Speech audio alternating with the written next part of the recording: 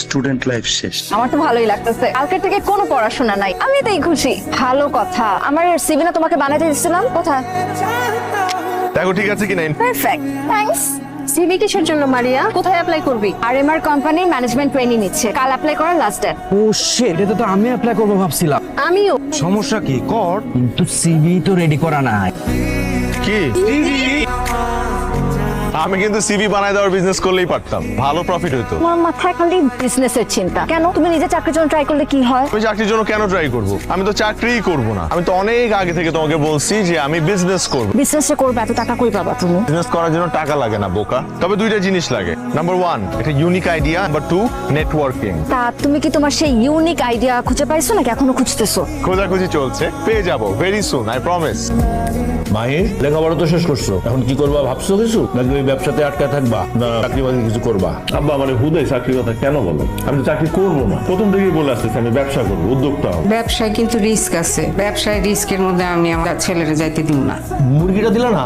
আনতেছি শোনো, আমার কাছে কিন্তু সেভিংস 12 লাখ টাকা আছে, এর বেশি পুঁজি কিন্তু আমি দিতে পারবো না, এটা তোমার জন্য রাখা। তোমার মা কিন্তু জানে না। কি ব্যাপার, কি কইতেছিলা তোমরা? না কিছু না। তুমি আজ খারাপ?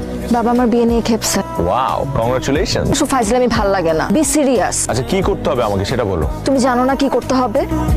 আর আমি তোমাকে বলছি না, বাবা চাকরিজীবী ছেলে ছাড়া কিচ্ছু বুঝে না। ব্যাকডেটেড কথা কি করে বলে লোকটা? কারণ এই লোকটা জানে বিজনেসে অনেক রিস্ক থাকে। কোন বাবা তার মেয়েকে একটা রিস্কি প্রফেশন জামার হাতে তুলে দিবে? আশ্চর্য, এখানে ভালোবাসাটা মুখ্য, প্রফেশন নিয়ে পড়ে আছে। এটার উপর রাগ ঝাড়তেছো কেন? তোমাকে এভাবে ছুঁড়ে ফেলতে পারবো না। How sweet. দেখো দেখো, তুমি বোতলটা ছুঁড়ে ফেললা আর কোত্থেকে একটা টোকাই এসে উঠায় নিয়ে গেল। তো এটাতে এত এক্সাইটেড হওয়ার কি আছে? এরপর এগুলোকে নিয়ে তারা ভাঙ্গারি দোকানে বেচে দিবে, simple. That means every wastage has some demand.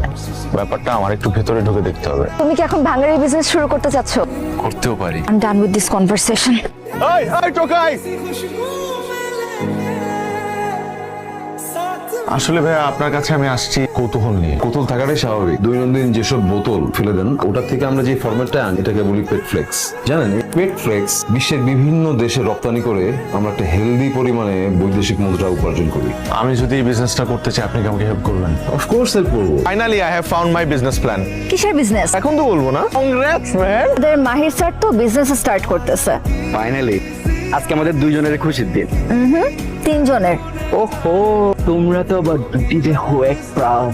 আমি তো ভুলেই গেছিলাম।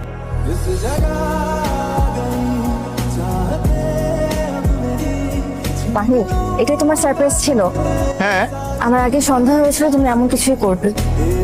শোনো, প্রতি সপ্তাহে বিয়ের সম্বন্ধ আসে, আমি আর কত মানা করব বলো? বাধ্য হয়ে তোমার কথা বাবাকে বলে দিচ্ছি। তুমি প্লিজ বাবার সাথে দেখা করে কথা বলো, প্লিজ। তোমার পরিবারে আর কে কে আছে? বাবা মা আছে। তুমি একমাত্র সন্তান? জি। গ্রাজুয়েশন তো শেষ, এখন কি করার কথা ভাবছো? ব্যবসা, আমি অলরেডি একটা ব্যবসা শুরু করেছি, ভালো যাচ্ছে আলহামদুলিল্লাহ।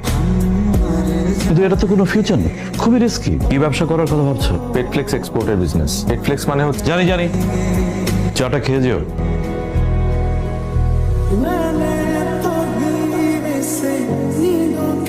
মারিয়া কই তুমি? বাসায়। একটা গুড নিউজ আছে, চাইনিজ ডিলারদের সাথে সবকিছু কনফার্ম হয়ে গেছে। তুমি কই? তুমি একটু দেখা করতে পারবে আমার সাথে এখন? আমার বিয়ে ঠিক হয়ে গেছে মাহির। বাবাকে কত করে বুঝাইলাম, শুনতেই চাইলো না। আমি তো তোমাকে কতবার বললাম বাবা চাকরিজীবী ছেলে ছাড়া আমাকে বিয়ে দিবে না। মারিয়া, আমার মনে হয় কি জানো, এই বিয়েতে তোমার বেশি একটা অমত নাই। আচ্ছা তোমার আমি একটু হেল্প করি। যেই ছেলেটার সাথে তোমার বিয়ে ঠিক হয়েছে না, ওই ছেলেটারই বিয়ে করে ফেলো। আসলে আমার মতো এত ছোটখাটো একটা ব্যবসায়ীর সাথে তোমার যাই না।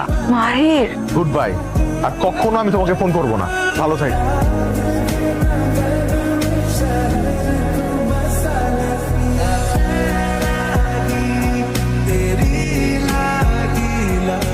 স্যার, আমাদের একটা ভুল হয়েছে। আসলে রাজীব সাহেবের কোনো দোষ নেই, নতুন তো, তাই খুব সহজে অফিস পলিটিক্সের শিকার হয়েছে। সব চাল চেলেছেন আসলে আমাদের পুরনো শমশের সাহেব। শমশেরই কাজ করেছে। এক্ষুনি রাইট নাও ওকে ফায়ার করেন। রাজীবকে আমি কল দিচ্ছি। হ্যালো রাজীব, আমি আপনার বস বলছি। দেখো, আমি আসলে জানতাম না যে রাজীব। বলতে হবে না, আমি জানতাম। তুমি জানতে? নিজের স্বামীর বসের নাম জানবো না? তাছাড়া তুমি তো এখন একজন বিখ্যাত বিজনেসম্যান। আমি রিয়েলি সরি মারিয়া, অফিসের মধ্যে একটা ভুল বোঝাবুঝির কারণে আজকে ওনার এই অবস্থা। আমাদের ছোট একটা মেয়ে আছে, আল্লাহ যেন ওর বাবাকে বাঁচিয়ে দেয়।